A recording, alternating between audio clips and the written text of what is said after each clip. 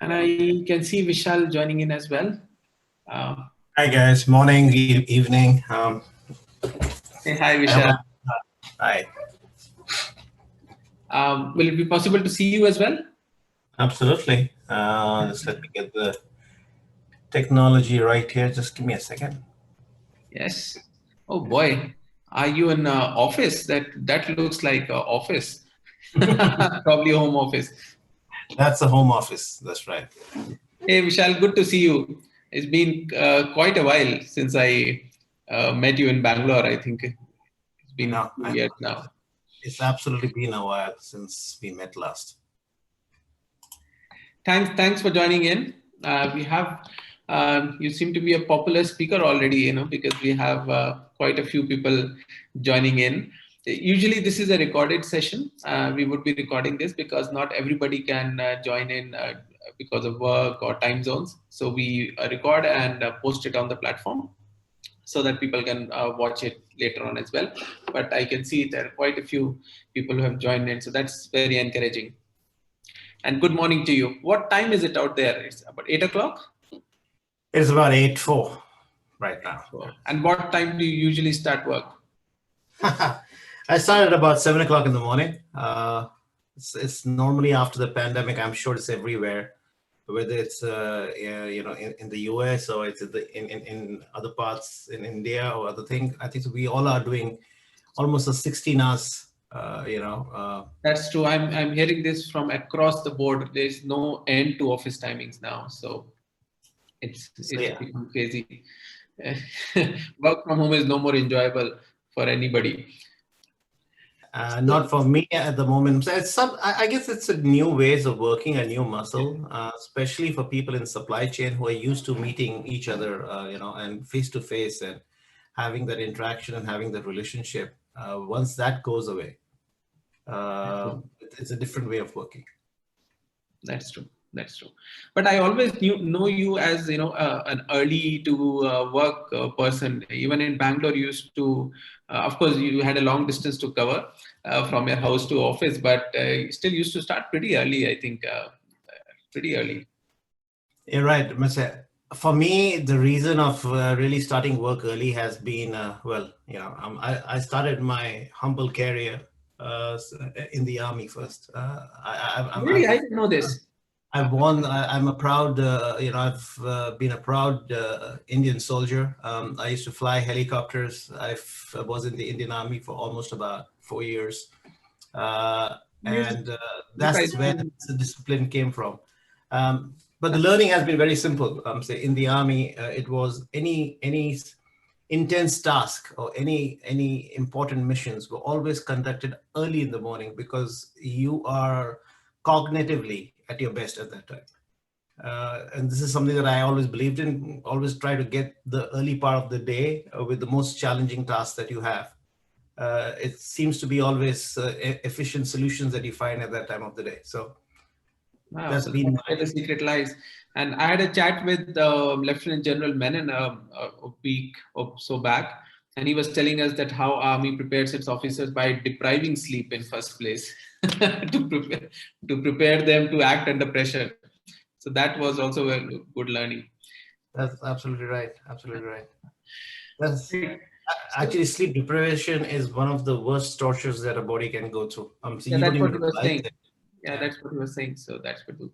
So Vishal, let me just have a formal start to this. So the thing I think the reason why I see so many people here is because people want to know some secrets from you. You at least you, of course, you started now. I didn't know that from in Indian Army, and you spent early part of your career until I think 5 years back in India, and then you by the time I knew you, you moved to Singapore to have an Asia Pacific role in Levi's, and now of course you are in the global headquarters of Levi's, as I understand, right, and leading a global role. So I think this is a very aspirational journey for anybody who is in MNC. It doesn't stop at a national level, but really we want to be at the global level. So this is what we all want to know from you. How has been your journey, and what are some of the right things you did? I've seen some part of it, and I absolutely admire you for that. But we would like to learn from your journey and understand your path. But we start with your current role. Just appraise us of what your current role is at Levi's, and then we will rewind back and then come to this part. Absolutely. So at the moment, I am heading the supply chain for Levi's, which basically means we get the global demand across almost about 110 countries in the world.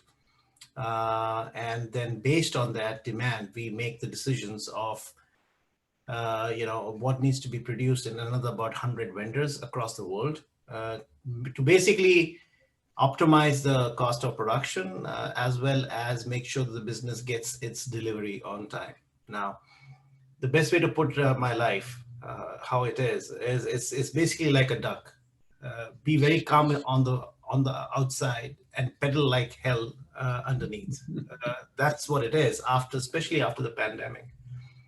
Because I'm sure, if Rishi, you and myself got working together because we were trying to forecast the Levi's business about, I think it's more than 5 years. I've been in Levi's almost 8 years now. So it's around 7 years back or 6 years back. 2013, 14, something around that time. Yeah. So that's the time I took over the Indian business where, there was no science that was driving the business.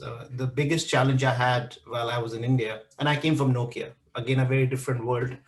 Nokia, everything was integrated. Our biggest competitive advantage at that time was our systems and our processes. And I can talk about Nokia a little later, but the competitive advantage that we had in Nokia, which was systems and processes, became our biggest disadvantage at one time. Now, having said that, Levi's, the reason I got attracted to Levi's was, number one, it was an apparel company. And in supply chain, everybody believes if you can manage the dragon of an apparel world, you can absolutely, go to the next level. And I've always been driven by learning. So that's very important to understand that this entire journey that you say, to be very honest, it's not something that I planned out. It's not something that, I had an objective, a vision and, targets to go that way. For me, I was just being driven by two things, I would say. One was to do the right thing for the company. And that's very important to understand. To do the right thing for the company is most of the time not the right thing for yourself. And most of the time it's not even the right thing for the the SBU that you represent or the business unit you represent. So one has to be quite ready to have the moral leadership style that one believes in doing the right thing for a greater cause.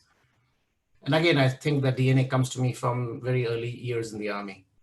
Because all you are taught first thing in the Army was it's always first thing is your country, the second thing is your regiment, and the third thing is you. All right, that's how you prioritize everything. Having said that, for me, it was one of our visions in Levi's is to do the right thing for the company, but it's easy said than done.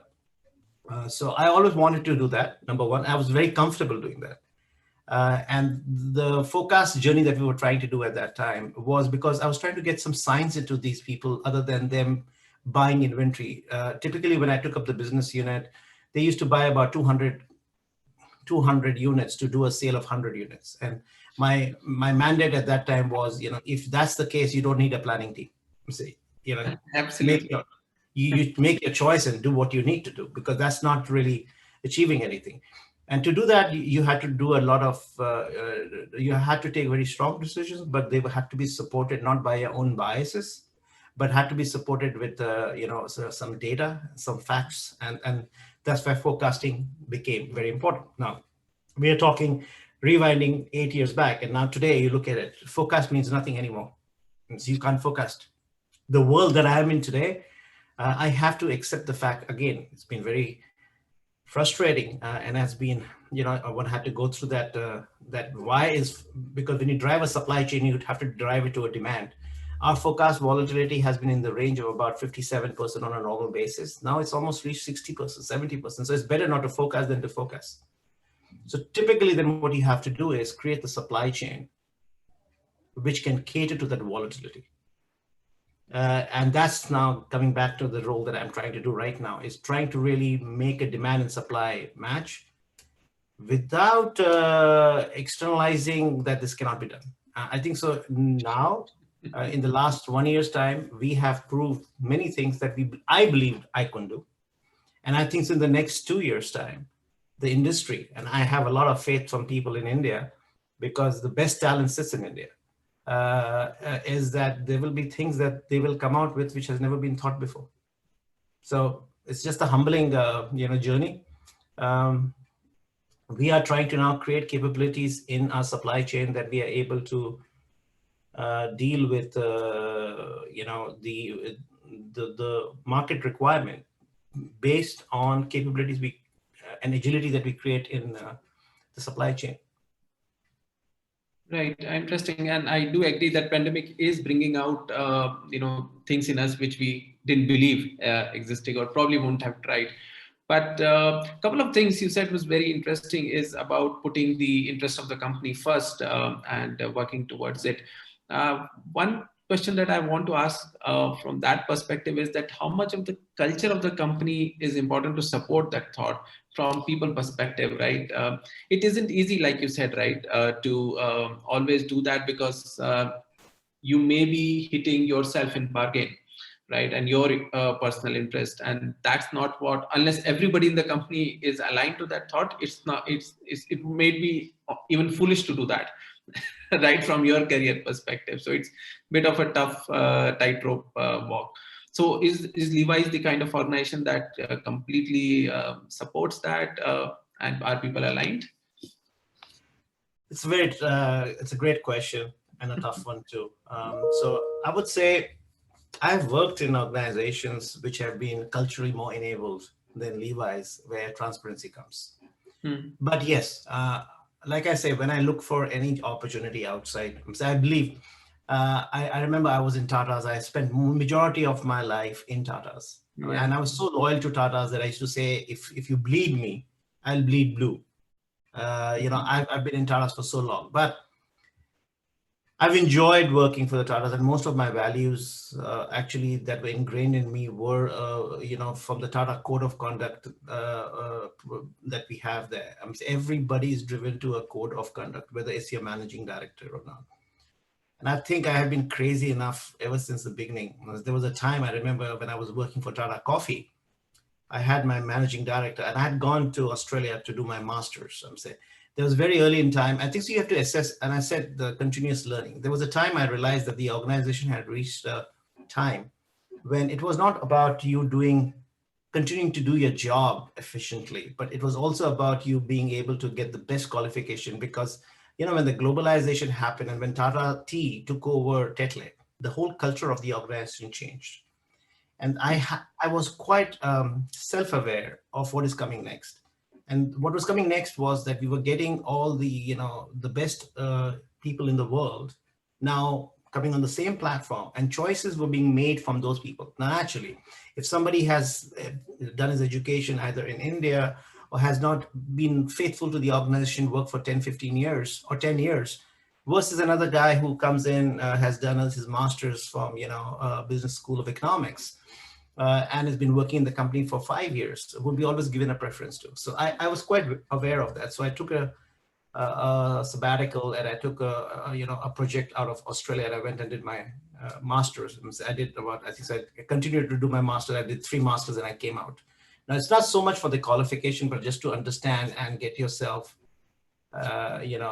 be able to come on the same professional level as others. When I did that and I came back to Tata's, My managing director once told me that, Vishal, why don't you go and look for an opportunity outside, because there could be opportunities for you outside. And I took that as discrimination. And I still remember opening a Tata Code of Conduct violation against my managing director. Really? Okay. It is documented in Tata Coffee. I'm saying I don't want to name that. I'm saying I can name him. He's retired. Hamid Haq was his name. And I opened a Tata Code of Conduct violation. Any Tata Code of Conduct violation that is opened against leadership goes right up to Ratan Tata. So I remember Ratan speaking to me because there's an inquiry that has to be conducted. And I was just a manager. He advised you to look for opportunities outside. Correct, because he discriminated me. And one of the code of conduct was you can't discriminate an employee on opportunity. And that code of conduct was open. And the company, we have a kind of a audit every year on the TBEM, Tata Business Excellence Model. And the company was losing about 50 points just because there was an open inquiry against the leadership. And I kept it open for 2 years because they could not do a resolution for me. All right. And he transferred me to a very small little town known as Theni in Tamil Nadu, working out of a factory after all the qualifications I had. But my thing was very simple, that I don't work for you. I work for the organization and I work for the House of Tatas. And I continue to do that. It's just a matter of time. I think what I'm trying to build here is resilience. You got to believe in what you want. You got to have the resilience. You got to, I would say you got to live with yourself. And so if something that you really believe in, it's better to take a stand if you think you're on the right stand. The challenge comes is when the moment I do one favor, then there is no end to it. Then I have to play that game all my life. But the moment I play by the rules and do the right thing for the company all the time, it is very easy for me to culturally even fight some tough battles. Very inspiring, Vishal. I think this is a good lesson. I hope everybody is getting the message that you conveyed here. That was very, very inspiring. So thanks a lot for that. Give me a sense, now sitting at the global headquarters of Levi's, how does Levi's India look in the global map of Levi's? If it is okay to share, I mean, how big is that dot? Well, I think so. It's absolutely accepted anywhere in the world today. I think so. I was calculating the other day. I've almost worked in 30 countries now, across my for different times of time. And when I came to the US, I'll be very honest with you, I always had this thinking that US has got the best management practices, the best learning, the Harvards, the Stanfords, the Berkeleys of the world all here. And that's one message I would certainly like to give is that, the one thing everybody, a lot of managers I've worked with and the leaders I've worked with in India, they are the finest of the breed. Yeah, you have been always telling me this, no matter where you are, and you always mention this to me that you still believe that India, yeah. Absolutely, they're the finest of the breed. The problem is having the confidence in yourself. And when you come out in the wild west, right? You gotta believe in yourself because nobody else will believe in you. And if you do not believe in yourself, the others won't. Now, if you think you're not going to feel the discrimination, well, I think so the elections, the elections that we're having in the US speak a lot about what the reality of the US is. I don't have to go into details, right? Yeah. And that's the reality, but you got to accept it and you got to embrace it. And you got to live it every day without feeling, that difficult. Yeah. And I always say the best way to fight it is in your work. Now, don't you have, and I'll be very honest, any average manager or a leader, and I would put myself as the average manager or leader in the bigger context of the people that I have worked with across the world, and especially in India, because some of the leaders that I met in India, I've never even, I'll be very honest, some of the things that I was doing in Tata's in 10 years back is something that Levi's and companies in the US are talking about doing today. So I do not know whether I move forward or I move backward, at least in my learning. But yes, as the geographic locations are concerned, I'm in a different place. And all I want to say is you got to believe in yourself. in terms of the business volumes, and I'll tell you why I'm asking that. So, in Levi's in India is like how important it is in the global Levi's world. India is very important today. Okay, in terms of business volumes. Absolutely. India drives almost, so we do approximately about 210 million units a year. India does of that about at least about 15 million. So it's one of the largest, not US, you can't count US. US is very big in volumes, but outside after of US, India is second. Really? So, yeah, absolutely. And India is one of the fastest growing businesses for Levi's. Okay. So it's absolutely on one of those, I would say, priority markets for us. Okay, so I want to talk a little bit about your first leg of this global journey. It was from India to Singapore, and I know you mentioned to me that Singapore was a really good experience for you as well. So tell us more about that, and how did that shift happen? I know you really did not plan for it, but how did that happen, and why did you take up that role, and how did that go? That stint in Singapore from India. Yeah, well, it all happened from the fact that, all my stories are a little crazy. So sorry, don't take lessons from them, but good time to hear them. We had a transformation at one time, and there was, we were all affiliate driven. Like the organization was divided into 5 geos, and I used to lead 2 geos in Asia. And then there was a transformation that happened where they became from, geos to region. And at that time, naturally, the reporting scales changed. And I was at the place when my reporting from the number 1 in the region moved to number 2. And I just basically called up my old boss and said, I'm not accepting this change of reporting. And that was just a belief, right? I just believed that I'm not going to do it. It's not of anything. I just said, I'm not going to do it. And they said, why? What happened? And I told them the reason. I said, the reason is because I don't think I'm being, I'm being valued. If you consider me to be a valued employee, which you have always said, then doing that is going against their ethos. And then they said, all right, they basically had to make the choices at that time, right? Can they do without me in the region, or they might as well give me something in the region which warrants, a promotion and a transfer to Singapore. So it was that.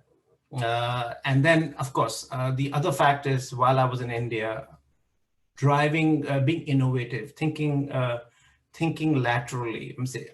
We never, as a geo, believed in giving problems. We always first went with the solution and then said this was the problem that we had. We took on more. Like when I started working, I used to only manage the India's geo. And there was soon, because we wanted to do more. And when I say we, it's me and my India team wanted to do more. Because all of us really pushed the things very hard in India, and it wasn't a very easy tenure for you, if I remember. It was, and you fought your battles with the APAC as well. Yeah, it was not, because going against the sales teams and saying, I'm not going to buy you inventory and do what you need to do, but this is it. It really needs you to be sure of your science. So I remember with the managing director, I was in front of his 200 salespeople. I said, I can't buy any more inventory for you people. I've bought it. And now you got to follow an escalation metrics. Go to my boss, but I will not buy. I remember the managing director calling me to his room and saying, are you crazy saying no to me in front of my team?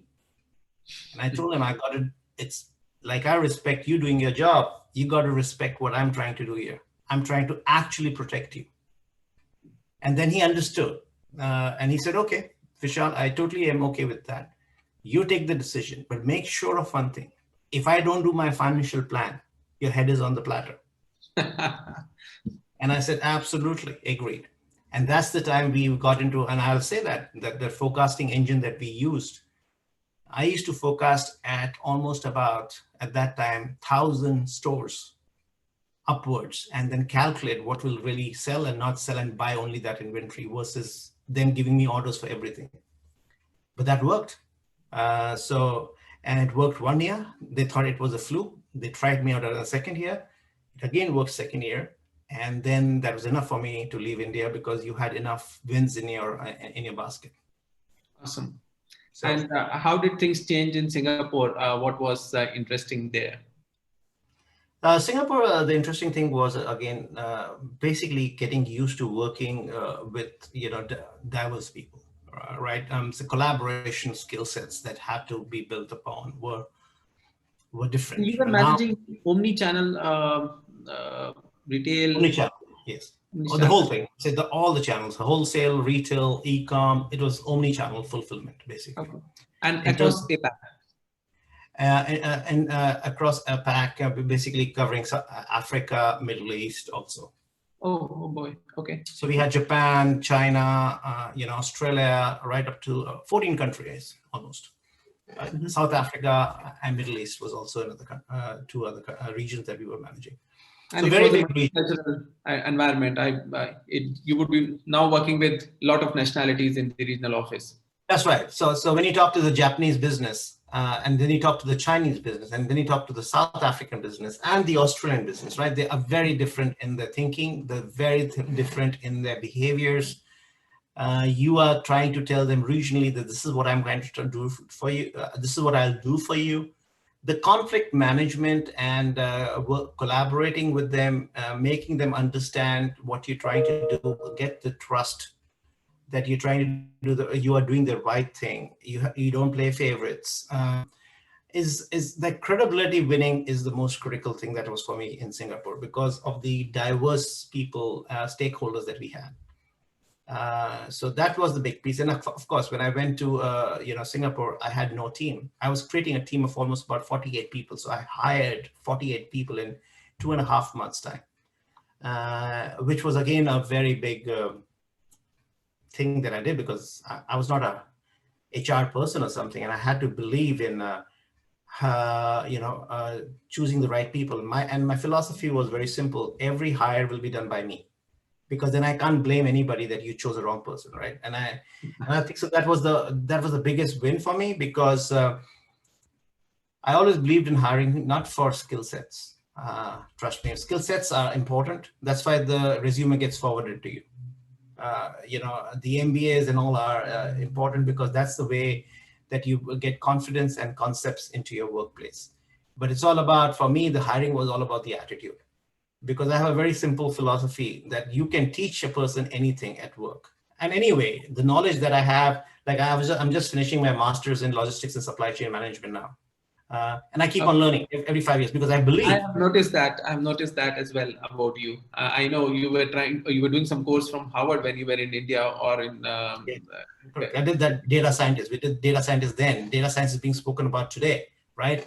But the honest truth is all the knowledge that you gain is useless after 3 to 5 years through academic institutions. That's one thing. And second thing I keep on learning is because that keeps you humble. Because when you learn with young kids and young professionals, you learn that, your best innovative years start going down after 43, 44. So if you want to keep up, either you hire the best people with you or you keep up the learning to understand what's happening in the world. So these are the 2 things that I try to do to keep yourself humble. But anyway, I was saying you can teach the knowledge because knowledge anyway changes every 3 to 4 years. But you can't change people's attitude, their behaviors, their loyalties, the way they are authentic. Do they believe in what they say? Are they comfortable with failure? And I remember when I was hiring in Singapore, people said, you can't ask this question, because my last question was, tell me something about your failure. And what did you learn from it? And the reason I used to ask that question is I wanted to always understand whether the person is comfortable with failure. Trust me, I fail every day, even today. I mean, one of the things that I do today is I fail every day, but I make my bosses win. And if there is something that, and that's the true, I would say magic sauce, is when you reach places like San Francisco, you cannot grow by yourself. You have to forget that. So when you were in India, you could be known as yourself, one person by yourself. Even as a region, you could be spared as saying, okay, that's Vishal and his team. But when you go into the global platform, and especially in the US, trust me, you can't win. You got to make the others win and be happy the organization moved ahead. Because if you are winning, there's a very simple saying here. It's a tall poppy syndrome. Always when you see a field of poppy, if the poppy is tall, it is always cut back. So you want to grow in this part of the world, you got to grow with the other poppy around you.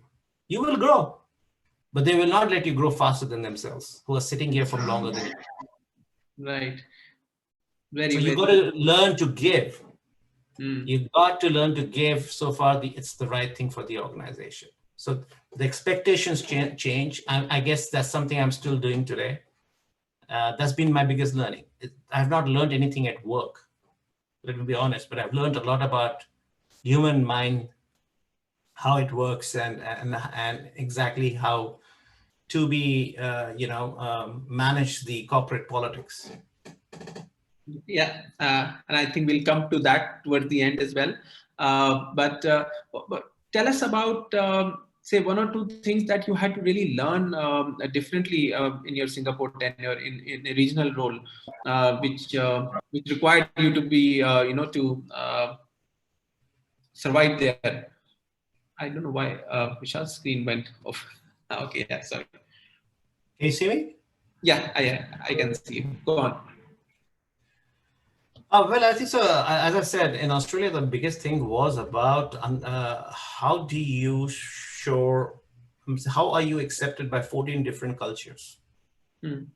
Because everybody's coming that they know their business. They're accountable for the business. They have the P&L. You don't have a P&L as a planning function.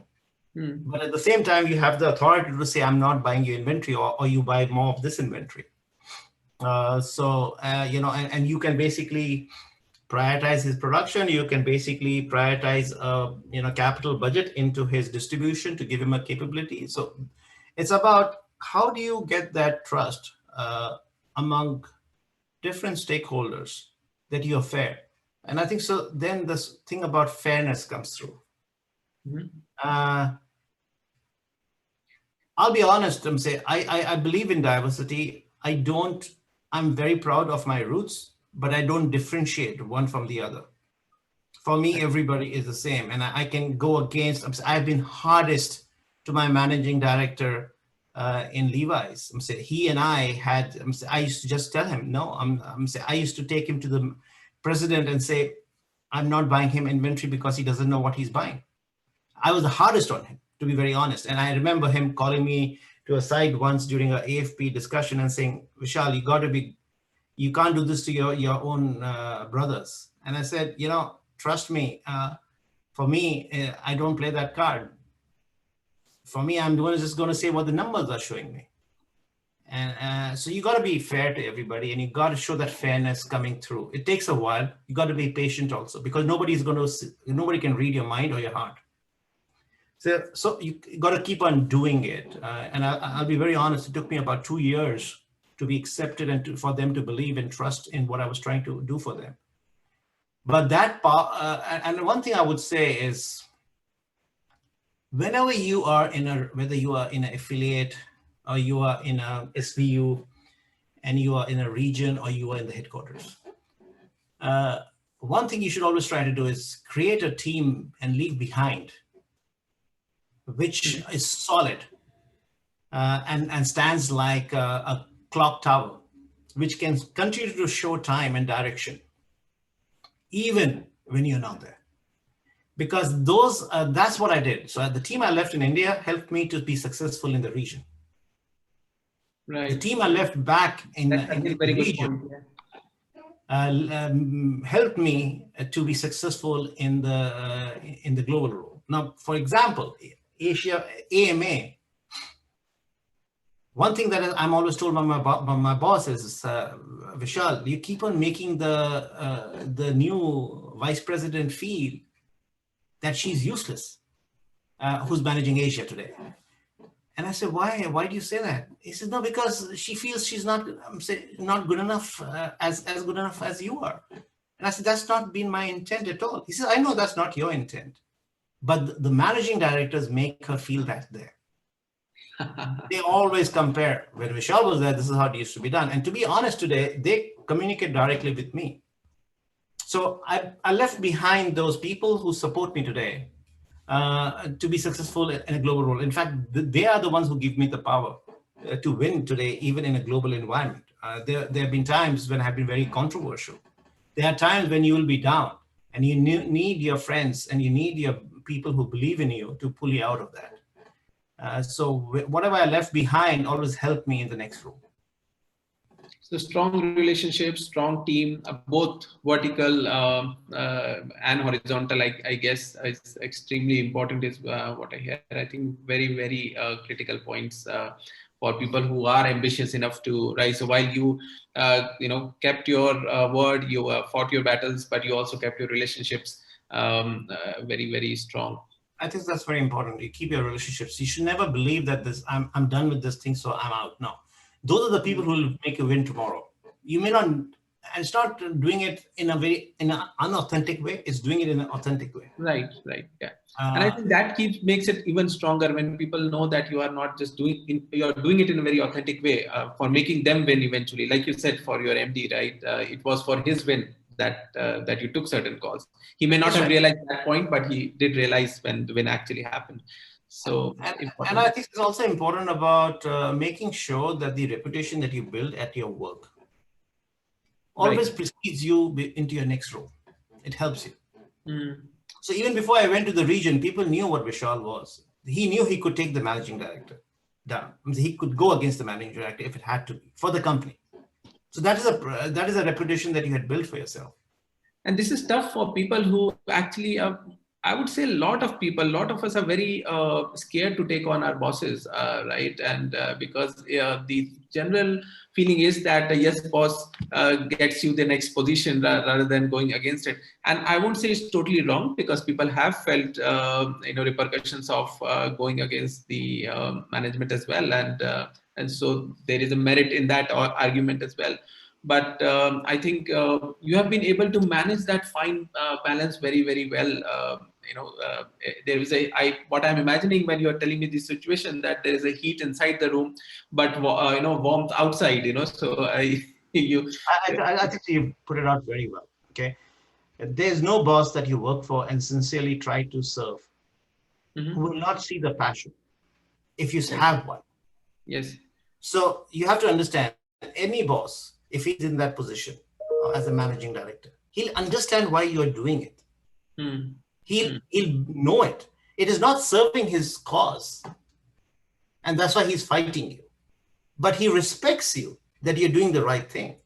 Right. He also knows that you know that you are going to be penalized for it.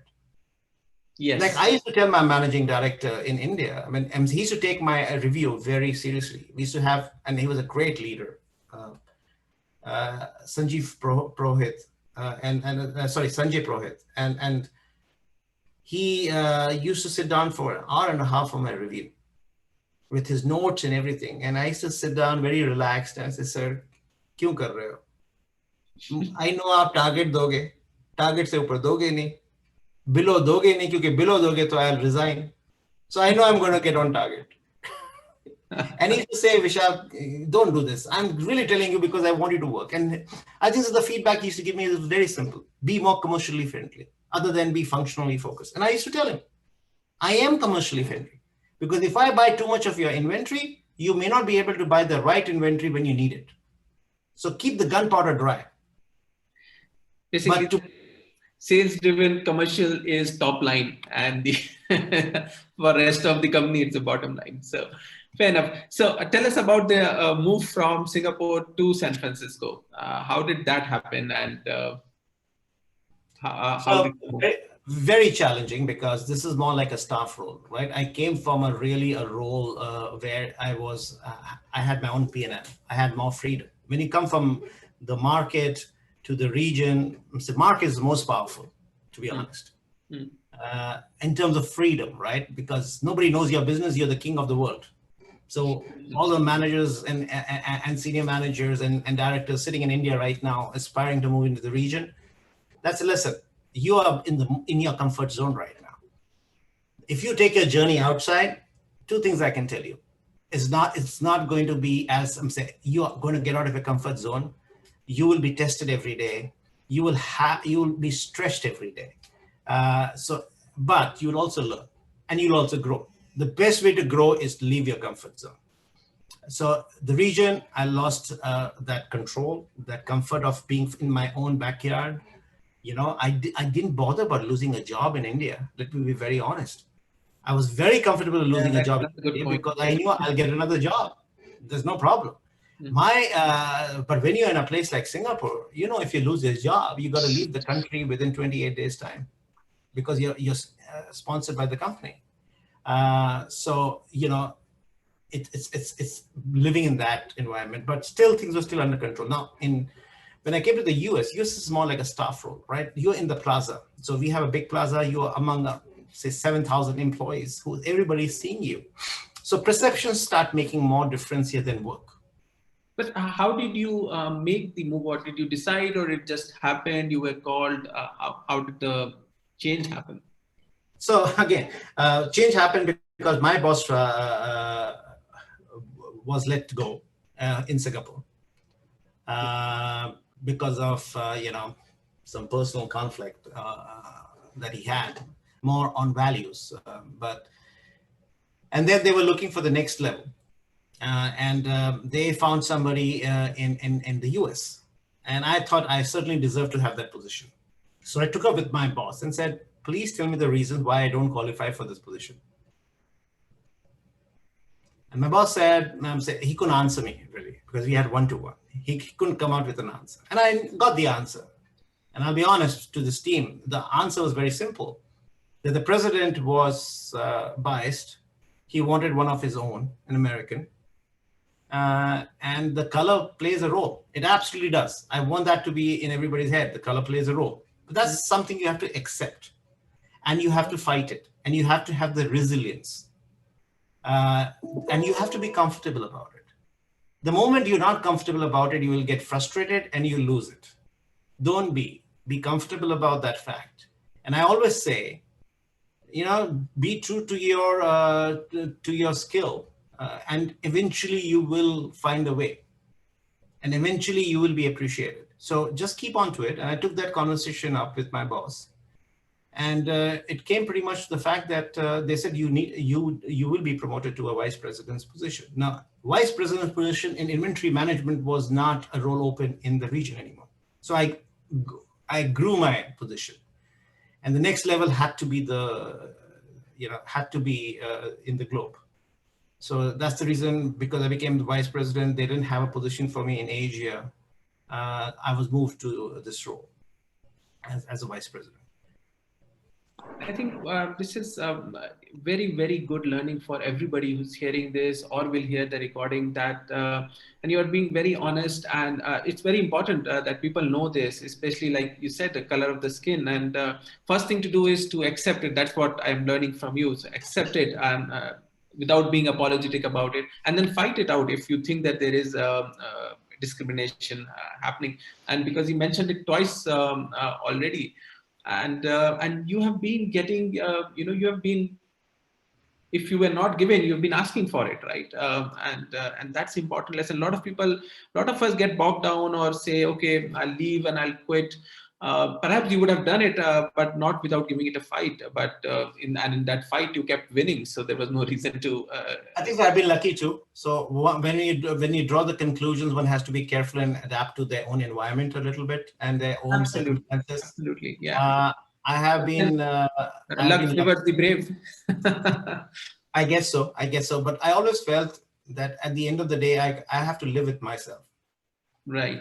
And I'll be very honest with you, discrimination is also in everywhere. I worked for Nokia in Chennai, and I was discriminated in my own country. I've seen more discrimination in my own country working in the South, whether it was Kerala or whether it was in Tamil Nadu, than I have felt in other places. Now, When I started speaking Tamil as a local language, I never got discriminated. So the point is very simple. If you don't want to be discriminated, you got to be like them or better than them. Yeah. So India prepares you for everything before you leave the country. I'm sorry?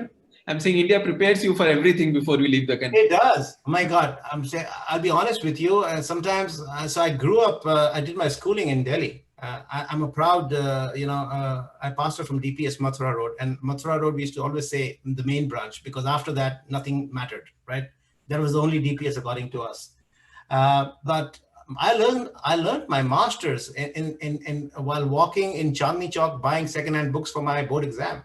Okay, when I haggled with the people, that's where you learn. India preps you to be the best anywhere in the world, because the kind of competition you deal with growing up, those are the skill sets which will lead you to success tomorrow in any place.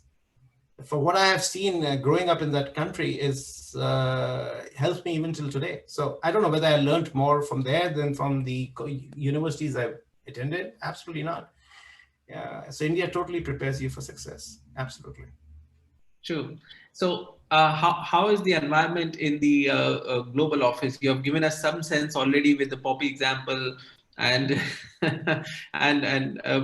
making everybody win for you to win.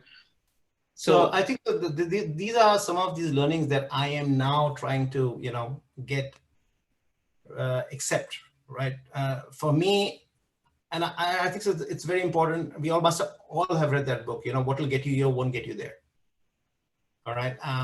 And that's an important message. So your skill sets, your competency, your work, how will get you till the vice president's position. Mm-hmm. But from the vice president's position, if you want to move on, it's not about what you get to the table only, because that becomes hygiene at that time. Mm-hmm. Then if you want to go up from there, it's all about getting accepted, getting appreciated at different levels of the organization. And that becomes a challenge, because you're doing your job. When you're doing your job, you're also addressing the behaviors of the external stakeholders, which is the reason why you're having a problem today. So you're challenging them to do the right thing. While doing the right thing, challenging them to do the right thing, and then also making them recommend you and accept you, is a very thin balance. Now, have I learned that art? No, I'm trying to figure it, how to do it. But over all my years of experience, a lot of things came naturally to me. This thing doesn't come naturally to me. So I'm learning as much as anything. I do not know whether I'll be successful or I won't be. But I think so, as a leader, self-reflection is very important. You can be defensive to people and say, no, I'm all right, I don't have a problem. But to be fair to yourself, always self-evaluate yourself, always self-reflect every week. And I keep Fridays as a day. That's why I said, let's do the call today. I call Friday a thinking day for me. I have always followed this practice. I do not have, meetings on Fridays. Otherwise, I'm on 16 hours calls every day, other than that. And Saturday and Sunday, of course not. But Friday, just think back. How did the week go? What did you learn? Not in terms of work. Because after being a vice president, once you know what the right work is and you tell your people to do it, and if people believe in you, they'll do it. All right. And winning your people's heart is extremely important. So when I came from Asia here, this team was known as one of the most discarded team. I had 14 people that had to be sacked the day I came here. And my boss told me, sack them, Vishal, because it will not come on you. It'll come on the other leader who's being sacked too. And I told, sorry, I can't do that, because for me to sack an employee, I have to be convinced that that's the right thing to do. And I refused to do it. And, eventually, of those 14 people, we realized that 9 of them are still in the company. They were not the right people to be sacked. They were actually the people who knew the job. But having said that, so those are the behaviors that get your team to believe in you and trust you. That gets your work done. But to be successful, you got to get the sponsorship from the other people, the other stakeholders. And like one thing that worked against me was I was always working with the mindset of do the best and rise. And I remember my boss telling me once, Vishal, your function has become a monster. And typical Vishal style, I looked at him and I said, is that bad or good?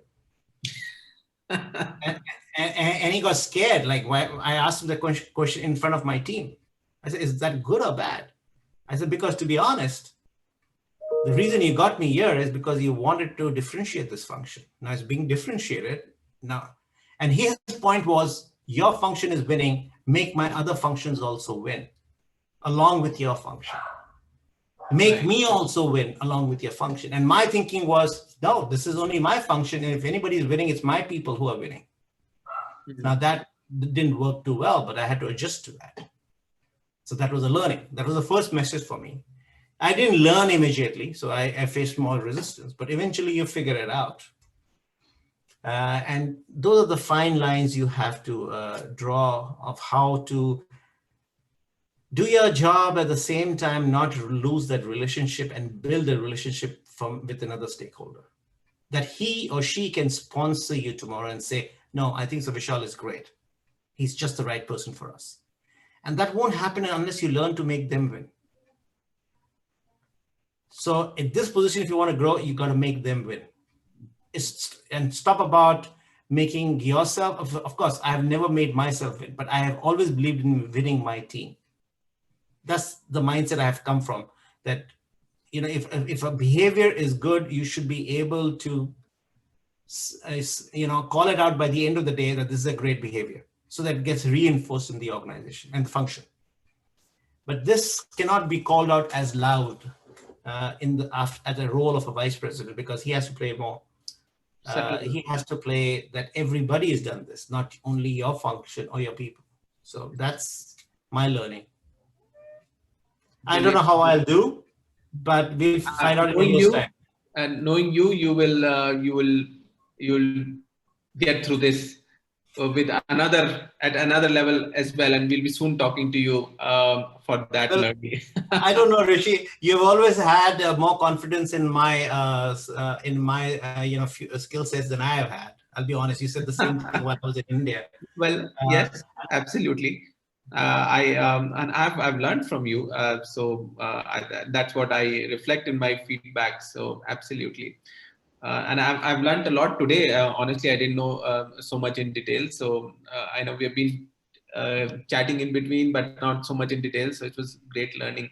I want you to summarize, Vishal, for the audience here, for all of us in this part of the world, what you think comes as an advantage for in us as professionals that can help us grow beyond the country. And what are some of the things that, especially the guys who are here still, should start working on, which you think, again, are the negatives, or I should say shortcomings that we need to iron out to be successful? Probably things that you had tough time and took longer, but you would want to give away, as might as well start sharpening that saw. That's edge of the saw, I should say. So what are these two, just to summarize a reflection of your journey? So I'll be honest, I'm not a management guru or anything. I'm just going to tell from what worked for me and what I think can work for others. Okay. And for me, it's about, first of all, anybody in India, if you have been working as a manager, leading people and been in the craft for a while, you got to understand one thing. Your DNA, structurally, you have an advantage. Your DNA has an advantage. Mm-hmm. You are more, your average intelligence is far more than a lot of people around, number one. Number two, all of you and all of us are very comfortable with putting the extra hours for something we believe in. So we are hardworking, we are intelligent, and we're not intelligent by reading books. We are intelligent because DNA for us that was created have that intelligence gene in it. We are all keen learners, so we learn. And that's why all of you are on this call right now. So these three things by itself, I think so 70%, which gives you an advantage over another person. So remember, you are at an advantage. The disadvantage that goes against us is the stereotyping.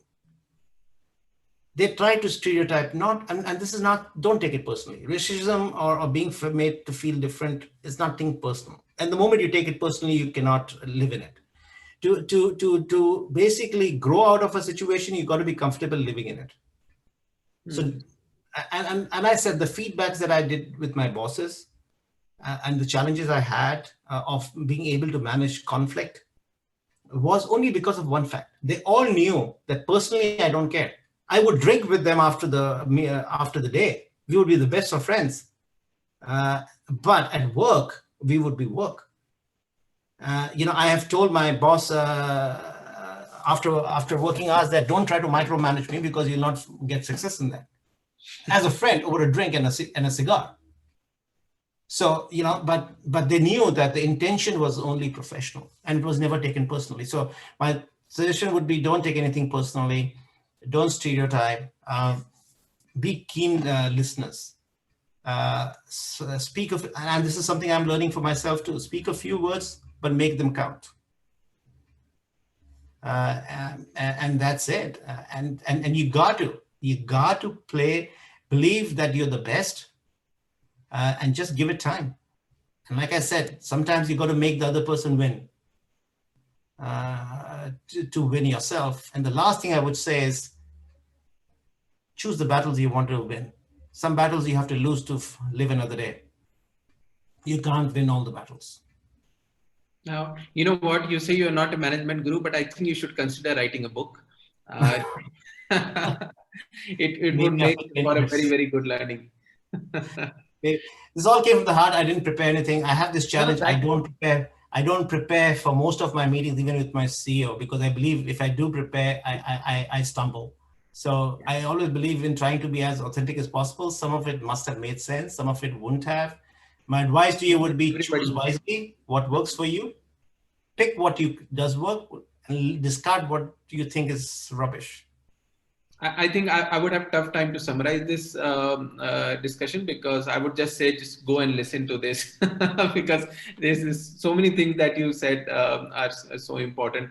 And heart-to-heart conversation is what I'm trying to do here with this. That's why I'm calling it Gupshup, like how we would meet in a coffee day and then chat, because this is for learning, right? I don't want this to be a scripted conversations, and that's where we learn most. So Vishal, if you would have a few more minutes, I would let a couple of people ask questions, and then we'll let you go for your thinking time on Friday. Please. Guys, it's open now. Anybody wants to ask anything to Vishal, please do. I've never seen so many people on a call. Vishal, you're really popular already. You should really consider writing a book. Oh, no, I'm not popular at all. Maybe in 10 years. Trust me, I learn a lot from others than I learn from my experiences. Hi, Vishal. Good morning. I'm also Vishal, and I like to thank you basically giving this really insightful journey and the glimpse of that, and try to concise into the very short time. It's definitely, I didn't notice that 1 hour is definitely passed, and I'm like still glued to the headphone and trying to understand much more. And thanks for that. So my only one question, not question by the way, but just try to understand a little bit more when you say that you should be commercial friendly and not the functional focused. How exactly do you think that it is to be done or practiced? Because most of the times you are driven by your own KPIs, you are more driven by the KPIs of an organization, and most of the KPIs most of the time are like contradictory, because KPIs are sometimes not aligned. And what is the best thing as per you, which you think that we should follow, and what should learn from you then? All right, that's a great question. I think so, and I'm really glad you picked that up. And I think so. I'll take it back to when I said you got to sometimes make others win. for yourself to win. And when I said commercially, how do you make, you got to basically add more value commercially. Because if you're in a business unit, if that business doesn't achieve its commercial goal, but you achieve your functional goal in the, bigger things, as when your appraisal at the end of the year or your performance at the end of the year is reviewed, it will not make a difference because the overall business unit has not achieved its objective. So the simplest way to put it across there is sometimes you have functional KPIs and you have got business KPIs. Very basic learning for me has been always one. And I'm sure the same thing would be, with you all. You always have to compromise a functional KPI over a business KPI. That's a thumb rule you always got to do. So if it means, functionally, my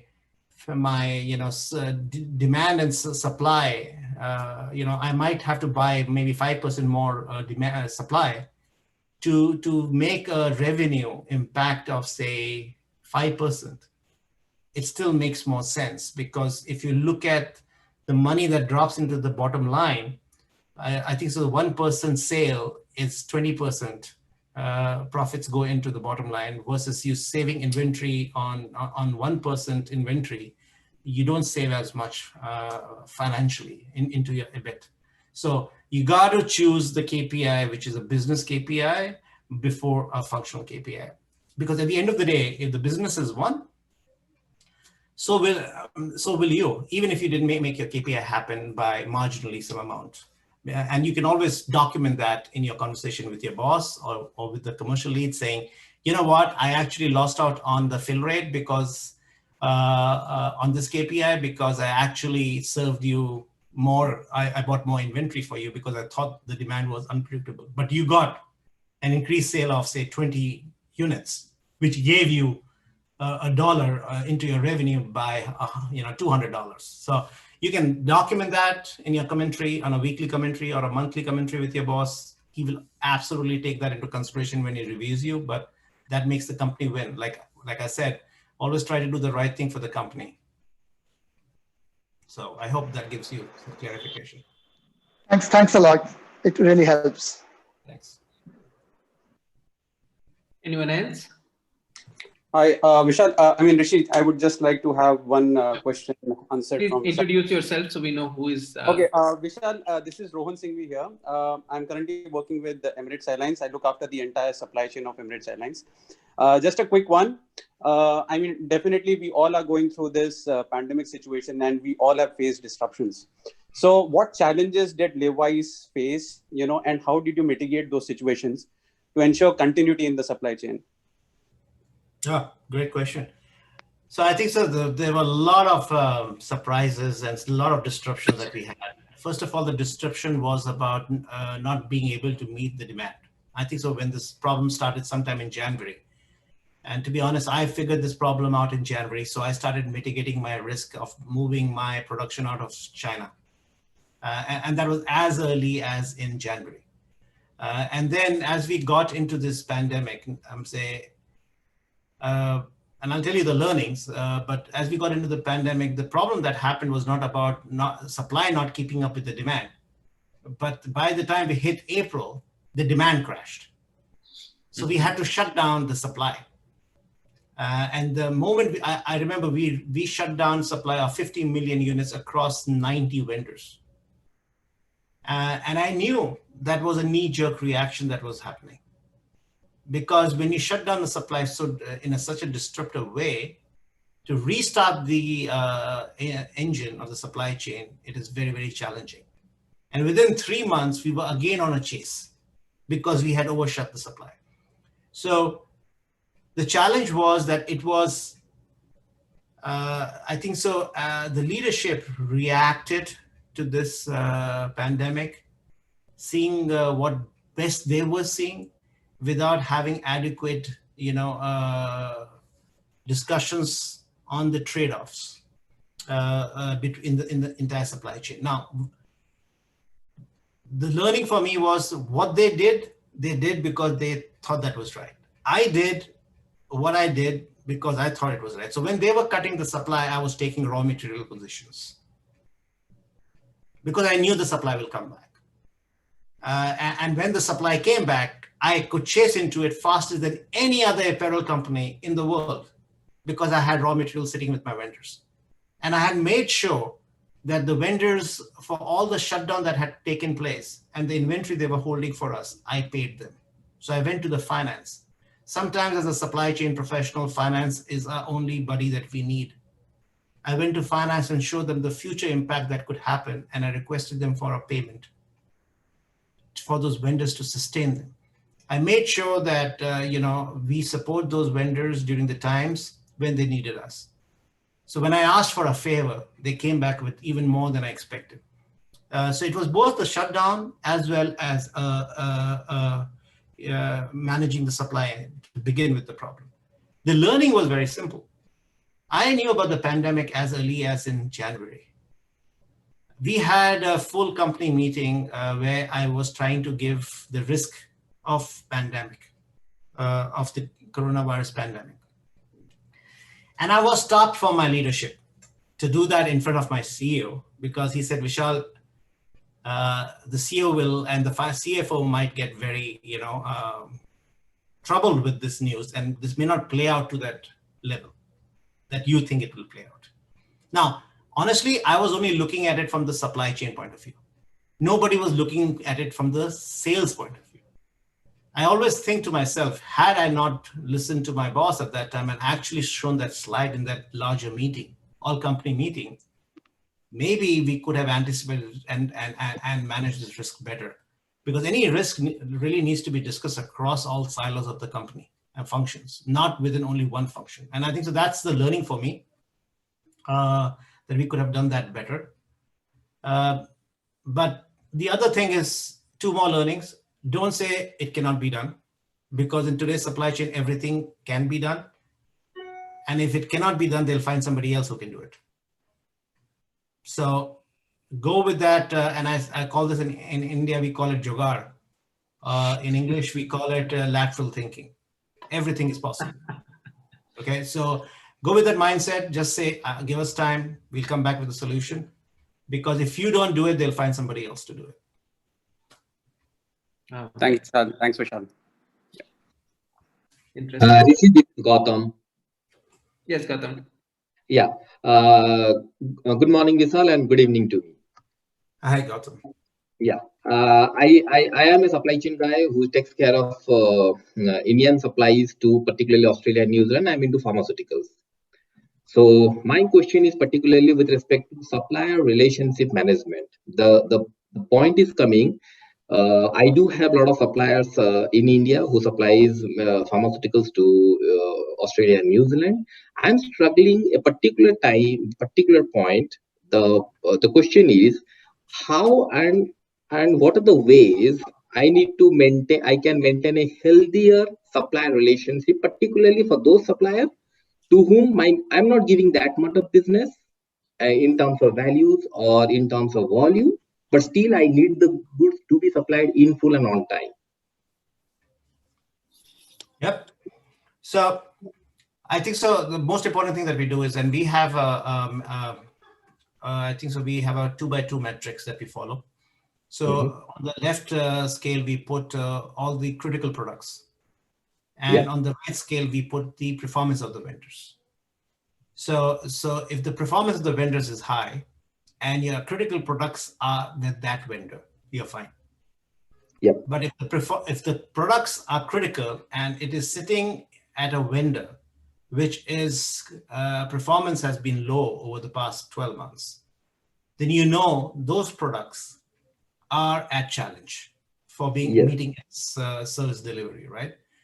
From there, it starts the whole strategy of what can you do with the vendor first to mitigate that risk. Now, you could do by basically giving him a longer demand plan, understanding what his challenge is, investing in him and buying a raw material so that he can cater to your requirement.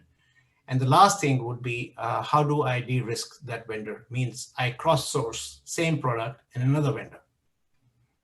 And in case that vendor doesn't perform, I then basically can deploy the other vendor to make the supply happen.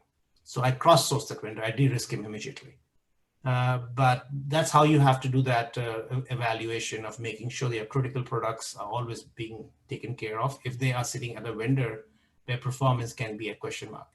But fundamentally, one thing for sure, I feel very surprised. I'm saying in Nokia, when I worked, the relationship with the vendor was very close. We didn't believe in transactional relationship. We believed in transformation. We are in it together.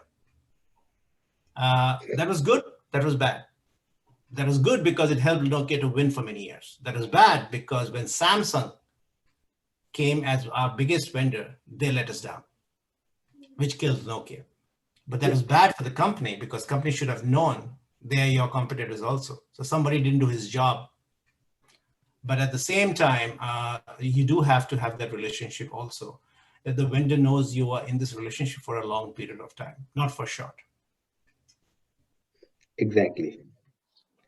Good. Seems Okay. like. Sorry, go ahead. Yeah, no, that's what. I got my point, what I was trying to get it from Vishal. Thank you, Vishal. Thanks a lot. Looks like we need to organize Ask Me Anything session with you, Vishal. A lot of functional questions. I'm surprised that less of career questions than more functional questions, because I understandable people are, that's a day-to-day engagement.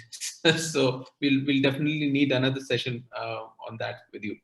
Anytime, say, I always believe in this is the way I give back to the country which gave me everything. So anytime I can contribute in any level, I will be more than happy to do that.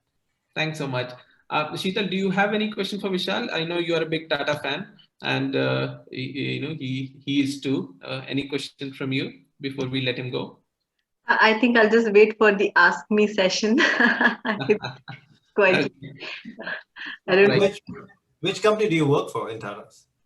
No, she works with me, but she's been reading the history of Tata's, and she tells me every day that she's been become big fan of Tata's. I think so. That's a very value-driven company. I know a lot of things would have changed now. I have not been in Tata's for 10 years, but it was a high for the years that I worked with them. It's totally, I've never seen such a value-driven company in my life. And I've been in Nokia. Nokia was, again, a very amazing organization. Tata's didn't do social corporate marketing. They really did social corporate sustainability. And they really believe in doing that. So I think we all need to be proud that we have a company like Tata's in India. Yes, absolutely. See, there you go. And Hero as well. So that's another company to have, which has a lot of very high values to look forward to. Which company was that? Hero Motorcorp. Oh, yeah, of course, absolutely. Right, Vishal. So thanks so much. It was a brilliant session. Thanks a bunch. I know I chased you for this, and you very nicely and politely obliged me like you always do. So thanks a lot. And I think it was a great learning, and we'll keep chasing you once in a while to come back to this classroom. Anytime, and thanks very much. Wish you all the very best in your future endeavors. Believe in yourself, that you are the best, and I'm sure you all will be successful. And Vishal, do keep checking the app. That's another way to keep in touch with you, so that we need something we can and get us some insights from that part of the world. Absolutely, I will. Absolutely. All right. Good day to you, and good night to everybody. Thanks for joining in. Bye bye. Thank you all. Thank you, Vishal. Thank you, Vishal. Thank you, Rishi.